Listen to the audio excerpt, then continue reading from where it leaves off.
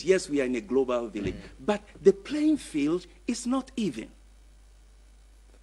Tell me, what is Africa contributing? What is Zambia contributing? What is Ghana contributing?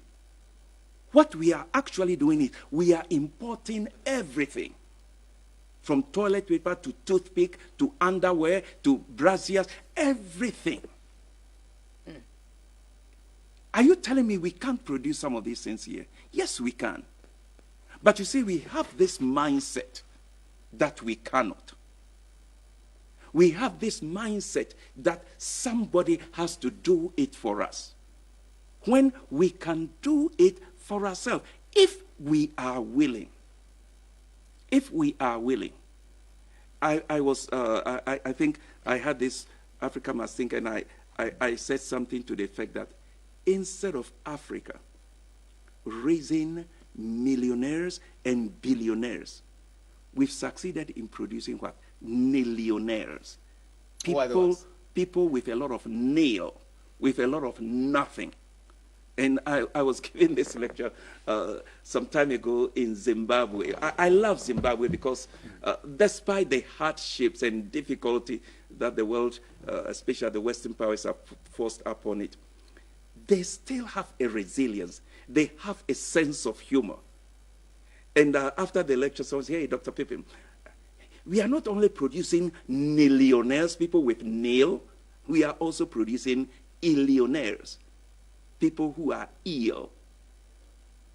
Here's my point. We have the resources. We have the ability. We have the trained personnel. But we do not have the will to do it. So yes, we live in a global economy, globalization. But if the playing field is not even, you cannot compete effectively. And that is why attempts are being made at the African Union level. Let's try to do this. Africa Continental Free Trade. Ghana has the headquarters over there. But if I ask you, how many of our people even know about it? How many have read it? Our competitors have read the documents governing this, and they have positioned themselves to take advantage of it. Our people don't know because we have chosen to be willfully ignorant, and we are not thinking. So somebody would take that document, translate it to serve their foreign interest. The idea is brilliant. Let's remove the trade barriers. Let's, move all these unnecessary borders that are inhibiting trade amongst ourselves. Let's do all of this. But how many people know here in Zambia that you can actually produce goods and sell it to your next door neighbor? And how many are consciously planning? How many of our students who are soon going to graduate? I went for a graduation program today, Eden University. How many are aware that the training they have ought to be marketable in every part of the continent?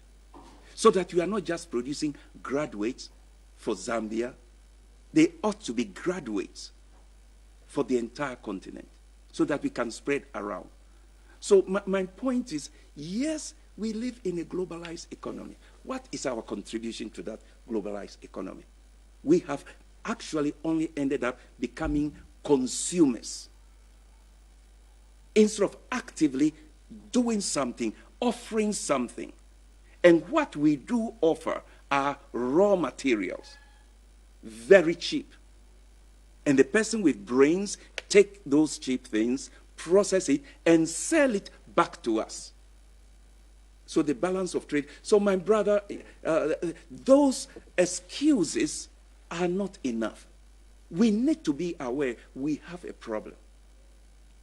And no one can solve those problems for us. We ought to rise up and start addressing these issues.